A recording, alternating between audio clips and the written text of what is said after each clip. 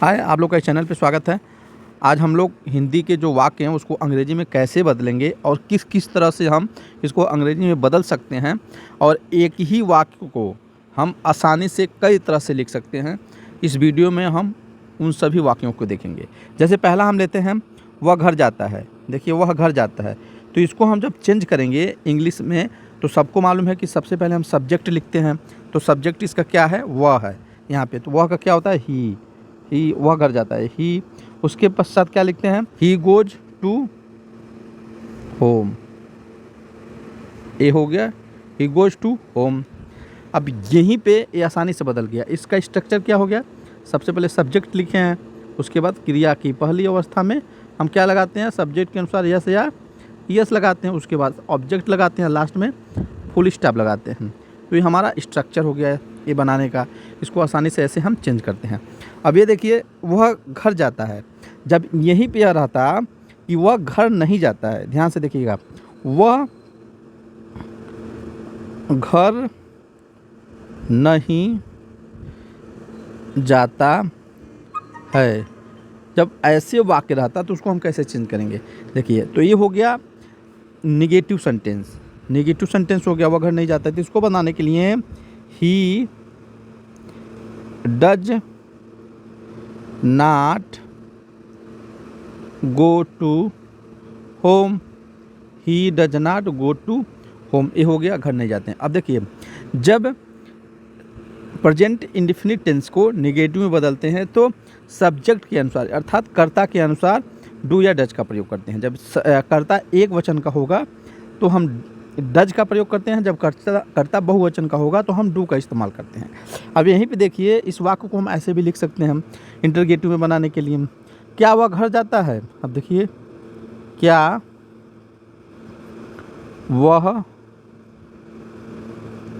घर जाता है? प्रश्नवाचक चिन्ह। अब देखिए, तो इसको बनाने के लिए क्या करते हैं? सबसे पहले हम डू लिखेंगे, डू डज लिखेंगे, क्योंकि सब्जेक्ट हमारा क्या है?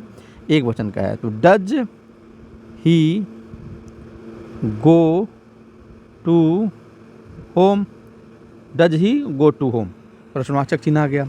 अब इसको लिख सकते हैं, क्या वह घर नहीं जाता है? अब देखिए, क्या वह घर नहीं जाता है? प्रश्नवाचक चिन्ह। अब देखिए, तो इसको कैसे बनाएंगे? Does he not go to home. Does he not go to home पे यदि रहता वह घर क्यों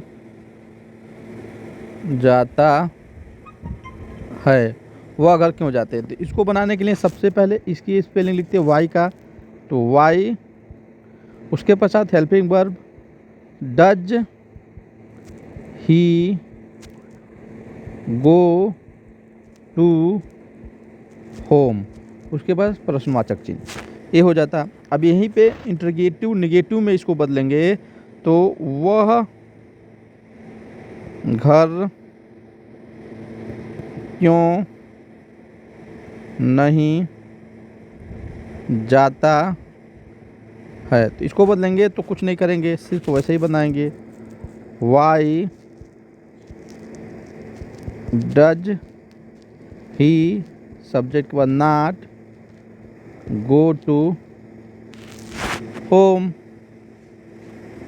ऐसे ये बन गया। ठीक, ऐसे इसको आसानी से हम बना लिए।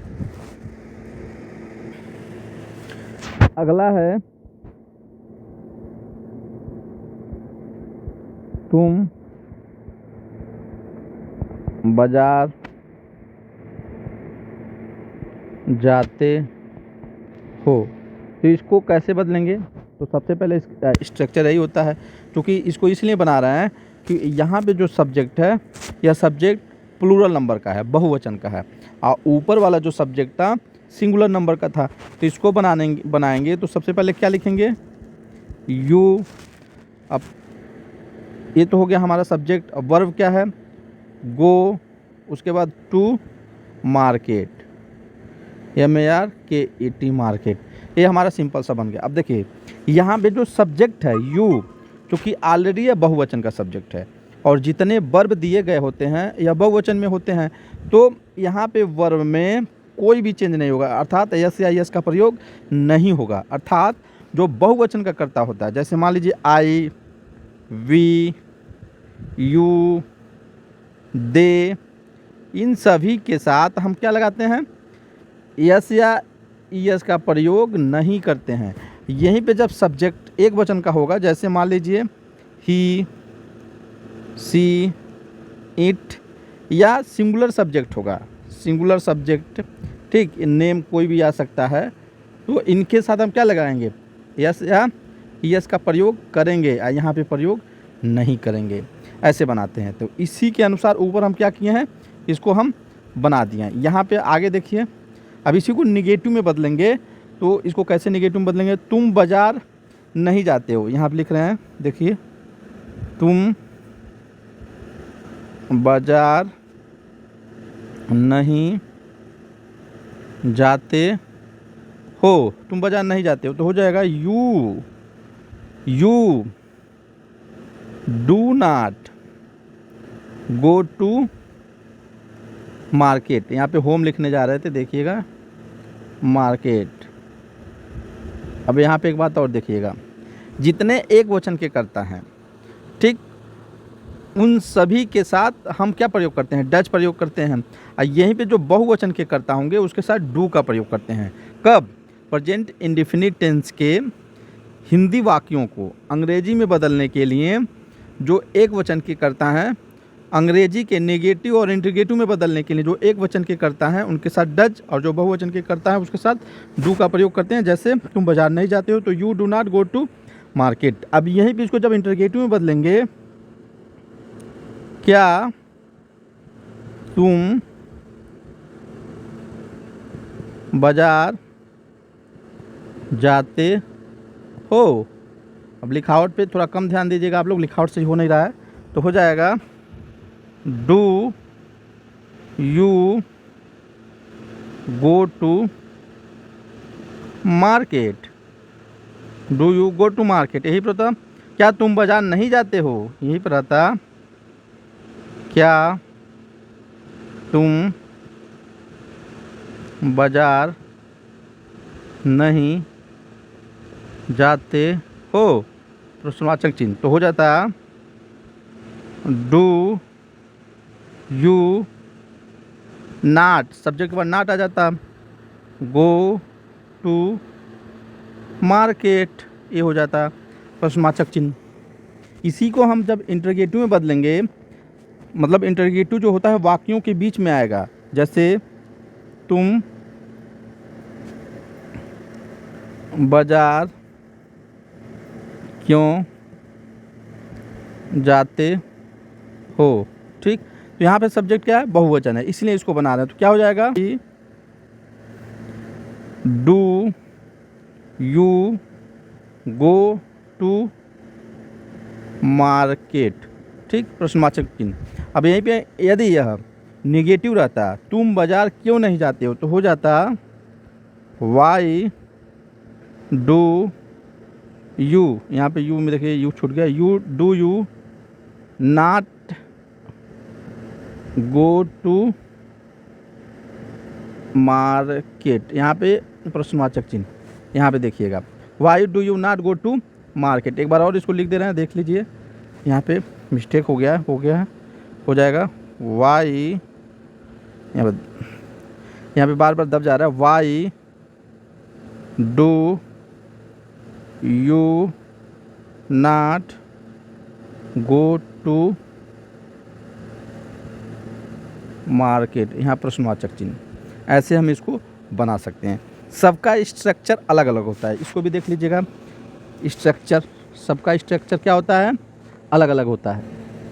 यहाँ पे देखिए, यदि वाक्य सिंपल है तो उसका स्ट्रक्चर सबसे पहले सब्जेक्ट, उसके पश्चात क्रिया की पहली अवस्था में यस या यस लगा करके, ऑब्जेक्ट लगा करके हम बनाते हैं सिंपल के लिए। यदि यह सिंपल है, यदि इसके बाद दूसरा मान लीजिए निगेटिव रहेगा, तो सब्जेक्ट, ठीक, उसके पश्चात डू या डज कर्ता के अनुसार, प्लस क्रिया की पहली अवस्था प्लस ऑब्जेक्ट लगा करके बनाते हैं, ठीक। उसके पश्चात तीसरा मान लीजिए जब वाक्य क्या से प्रारंभ होगा, तो सबसे पहले हेल्पिंग वर्ब डू या डज, उसके पश्चात सब्जेक्ट, उसके पश्चात क्रिया की पहली अवस्था में ऑब्जेक्ट लगा के बनाते हैं, लास्ट में प्रश्नवाचक चिन्ह लगाते हैं, ठीक। यही चौथा रहेगा जब यह क्या होगा, जब निगेटिव रहेगा तब तो हम क्या करेंगे, ये सब्जेक्ट के बाद नॉट लगा देंगे। देखिए जैसे do does subject plus not plus V1 plus object plus प्रश्नवाचक चिन्ह, ये हो गया। अब जब वाक्यों के बीच में क्या क्यों कब कैसे रहेगा, तो सबसे पहले कुछ नहीं करेंगे, यहाँ पे WH टाइप के जो वर्ड रहते हैं उसको लिखते हैं, उसके पश्चात ऊपर वाला सेम डू या डज प्लस सब्जेक्ट, ठीक, अब plus V1 plus object plus प्रश्नवाचक चिन्ह लगा के बनाते हैं। यदि यह वाक्य नकारात्मक होगा तो सब्जेक्ट के बाद हम क्या करेंगे, यहाँ पे नॉट लगा देंगे, ठीक। बाकी हमारा जो स्ट्रक्चर है वो तैयार हो जाएगा। ऐसे ही हम टेंस को क्या करते हैं, हिंदी से अंग्रेजी में बदलते हैं। तो ये हमारा क्या है, प्रेजेंट इंडेफिनिट टेंस को प्रेजेंट इंडेफिनिट टेंस का एक वचन के कर्ता होंगे तब उस कैसे बदलेंगे हिंदी को अंग्रेजी में, और जब बहुवचन के कर्ता होंगे तब कैसे उसको हिंदी से अंग्रेजी में बदलेंगे। बाकी उसका स्ट्रक्चर क्या क्या है सब यहाँ पे लिख दिया गया है। तो उम्मीद है कि यह वीडियो आपको अच्छा लगा होगा। चैनल को सब्सक्राइब कीजिए, लाइक कीजिए। Thank you for watching this video.